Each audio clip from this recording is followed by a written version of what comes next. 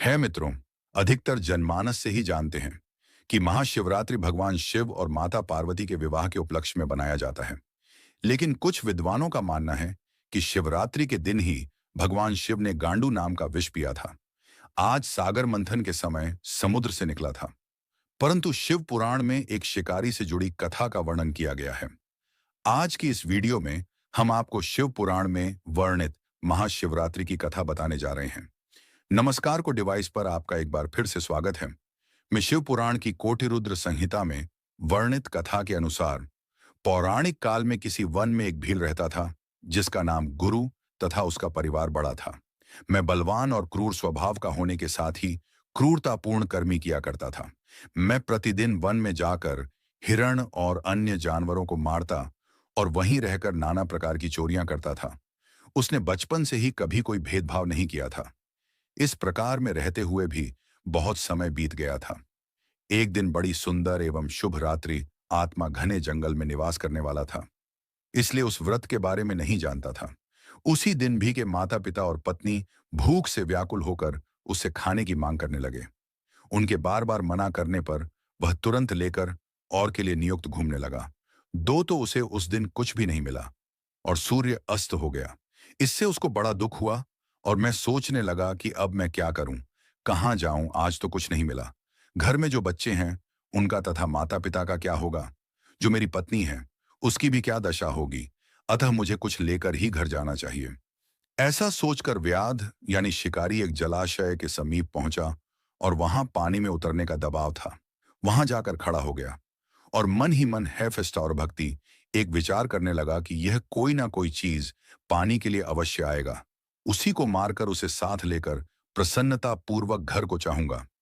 ऐसा निश्चय करके व्याघ्र एक बेल के पेड़ पर चढ़ गया और वही जल साथ लेकर बैठ गया। उसके मन में केवल यही चिंता थी कि कब कोई चीज आएगा और तब मैं उसे मारूंगा। इसी प्रतीक्षा में भूख प्यास से पीड़ित वहां बैठा रहा। इस तरह काफी रात हो गई और जब रात का पहला पहर आरंभ हुआ तो एक प्यासी श्रेणी वह आई जिसे देखकर कि आपको बड़ा हर्ष हुआ था और उसने तुरंत उसे मारने के लिए अपना धनुष पर एक बाण का संधान लिया। ऐसा करते हुए उसके हाथ के धक्के से थोड़ा सा जल और बिलपत्र नीचे गिर पड़े। उस पेड़ के नीचे शिवलिंग था जिसके बारे में व्याप्त नहीं जानता था। इस तरह उस जल और बिलपत्र शिव की प्रथम प्रहर की पूजा संपन्न हो गई। उस पूजा के माध्यम से उस व्याघ्र का बहुत सपाट तत्काल नष्ट हो गया। उधर वहां होने वाली खरखराहट की आवाज को सुनकर और इन्हें भय से ऊपर की ओर देखा। विवाद को देखते ही वह व्याकुल हो गई और बोली, व्याध, तुम क्या करना चाहते हो? मेरे सामने सच सच बताओ। रेणु की बातें सुनकर विवाद ने कहा, आज मेरे परिवार के लोग भूखे हैं। ये था, तुमको मारकर उनकी भूख मिटा लूंगा और उन्हें सर्च करूंगा। व्यास का वे तारों भजन सुनकर तथा दुष्ट भी को वार्ता नीति खिड़नी सोचने लगी कि अब मैं क्या करूं, कहां जाऊं, अच्छा उपाय सोचती हूं। ऐसा शुक्राणु बोली, व्याध, मेरी मां से तुमको सुख होगा। इस अनर्थकारी शरीर के लिए इससे अधिक महान पुण्य का कार्य और क्या हो सकता है। उपकार करने वाले प्राणी को इस लोक में जो पुण्य होता है उसका 100 वर्षों में भी वर्णन नहीं किया जा सकता। परंतु इस समय मेरी सब बच्चे मेरे आश्रम में ही हैं। मैं उन्हें अपनी बहन को अथवा स्वामी को सौंप कर लौट आऊंगी। व्याप्त तो मेरी इस बात को मिथ्या ना समझो। मैं फिर तुम्हारे पास लौट आऊंगी, क्योंकि सख्त से ही धरती टिकी हुई है, सच से ही समुद्र अपनी मर्यादा में स्थित है और सत्य से ही नजरों से जल धाराएं मिलती रहती हैं। सत्य ही सब कुछ स्थित है। श्रेणी के ऐसा कहने पर जब यादें उसकी बात नहीं मानी तब उसने अत्यंत विस्तृत एवं भयभीत हो किरण बोली, व्यास सुनो, मैं तुम्हारे सामने ऐसी शपथ खाती हूं जिससे पर जाने पर मैं अवश्य तुम्हारे पास लौट आऊंगी। ब्राह्मण यदि बेचे और तीनों काल संध्या वंदन ना करें तो उसे जो पाप लगता है, पति की आज्ञा का पालन युक्त एक सर्वे के अनुसार कार्य करने वाली स्त्रियों को जिस पाप की प्राप्ति होती है, किए हुए उपकार को न मानने वाले, भगवान शंकर से विमुख रहने वाले तथा विश्वासघात और छल करने वाले लोगों को जो पाप लगता है, उस पाप से मैं भी लिप्त हो जाऊं। यदि लौट कर न इस तरह अनेक शपथ खाकर जरूर ने चुपचाप खड़ी हो गई, तब उस व्यक्ति ने उस पर विश्वास करके हुआ था। अच्छा, अब तुम अपने घर को जाओ।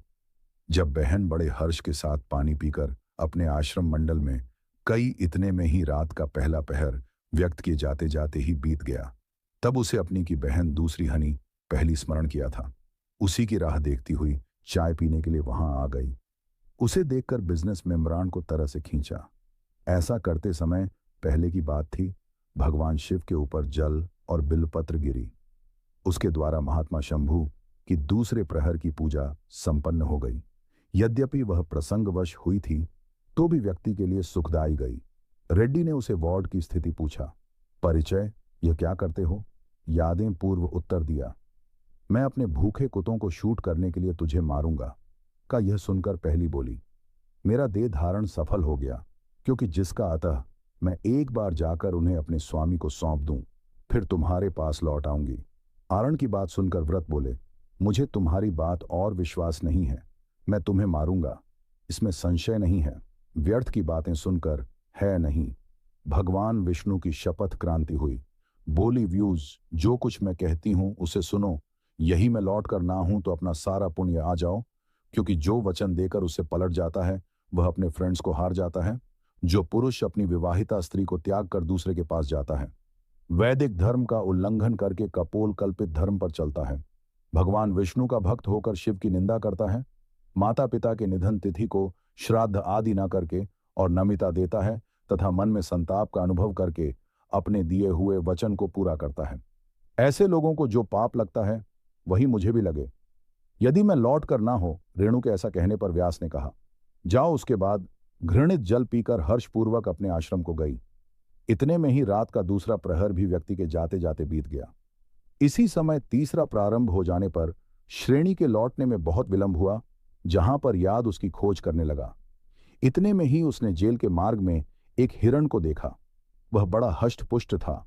उसे देखकर मैं आपको बड़ा हर्ष हुआ और वह धनुष पर बाण रखकर उसे मार डाले को उद्यत हुआ था। ऐसा करते समय उसके प्रारब्धवश कुछ जल और बेलपत्र शिवलिंग पर गिरी। उससे उसके स्वभाव इसे भगवान शिव की तीसरे प्रहर की पूजा भी संपन्न हो गई। इस तरह भगवान ने उस पर अपनी दया दिखाई। पत्तों के गिरने की आवाज सुनकर उस हिरण ने व्यक्ति की ओर देखा और पूछा, क्या करते हो वृहत? अब यहां मैं अपने कुटुंब को भोजन देने के लिए तुम्हारा वध करूंगा। अब व्यास की बात सुनकर हिरण के मन में बड़ा हर्ष हुआ था और तुरंत ही बोले, मैं धन्य हूं, मेरा हष्ट पुष्ट शरीर होना सफल हो गया, क्योंकि मेरे शरीर से आप लोगों की स्थिति होगी। जिसका शरीर परोपकार के काम में नहीं आता, उसका सब कुछ व्यर्थ चला गया। जो सामर्थ्य रहते हुए भी किसी का उपकार नहीं करता, उसकी वह सामान्य अस्त व्यस्त चली जाती है तथा परलोक में नरकगामी होता है।